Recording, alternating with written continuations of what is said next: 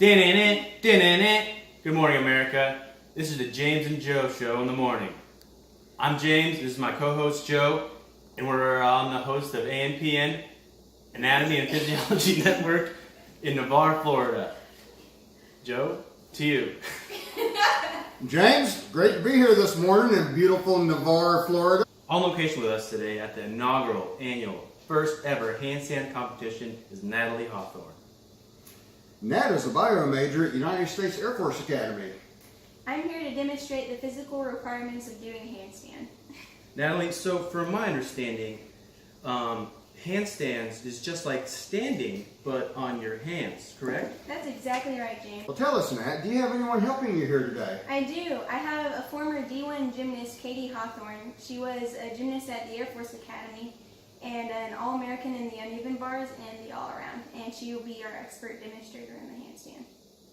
Well, she certainly sounds qualified for standing on her hands. What do you think, James?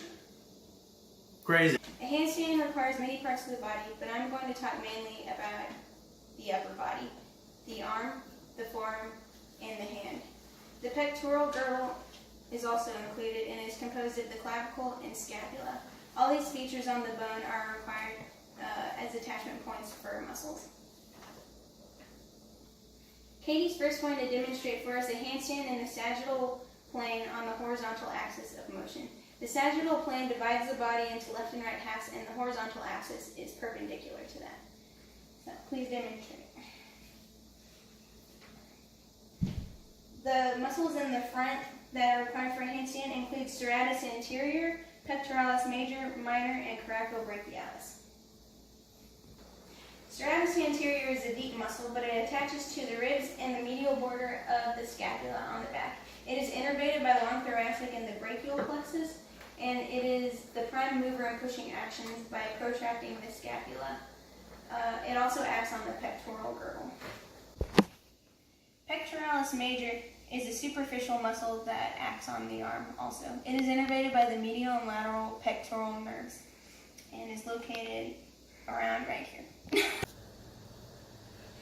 Pectoralis minor can be found deep to pectoralis major. It attaches to the ribs and coracoid process of the scapula. It is also innervated by medial and lateral pectoral nerves and acts on the pectoral girdle. Brachialis is the last muscle that can be seen in this position. It attaches to the coracoid process and the medial aspect of the humeral shaft and is innervated by musculocutaneous nerve in the brachial plexus. It assists in resisting deviation in the frontal plane during abduction and therefore helps in a handstand. I'm going to demonstrate for us a handstand in the frontal plane on the sagittal axis of motion. The frontal plane divides the body into front and back halves, and the sagittal axis of motion is perpendicular to that. From this aspect, you can see the deltoid, latissimus dorsi, trapezius, and triceps brachii. The deltoid is innervated by the axillary nerve and attaches to the acromion and spine of scapula, the clavicle, and the deltoid tuberosity of the humerus. It flexes and abducts the arm. Triceps are involved in extending the arm and elbow and is innervated by the radial nerve. The lats also act on the arm and are innervated by the thoracodorsal nerve.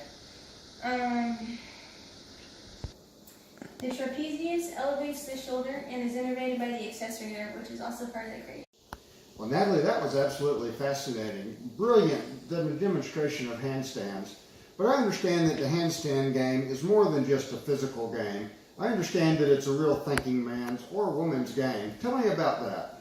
That's right, Joe. It includes the sensory and motor tracts.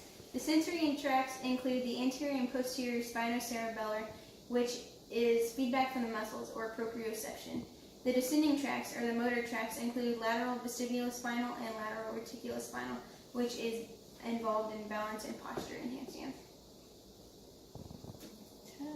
Cuneate fasciculus is a sensory tract that is involved above T6, from T6 and above, and is also involved in the sensations of the limb and trunk position and movement, so also proprioception.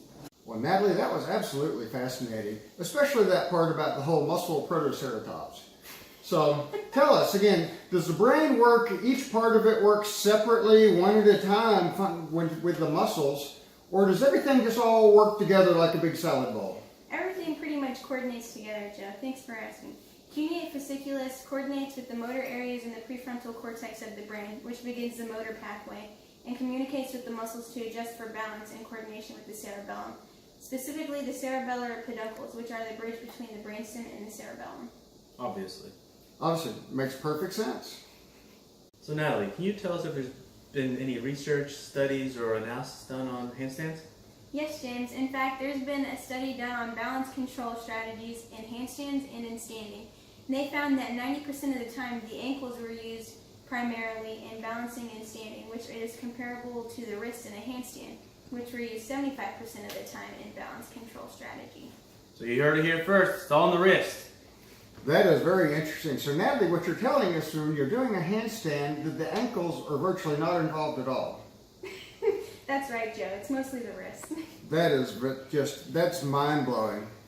What do you think? Do you feel like you use your ankles in handstands? Not at all. I don't think I could do a handstand, so it wouldn't happen. There you go. Very, very good. All right. Well, James, are we all done here?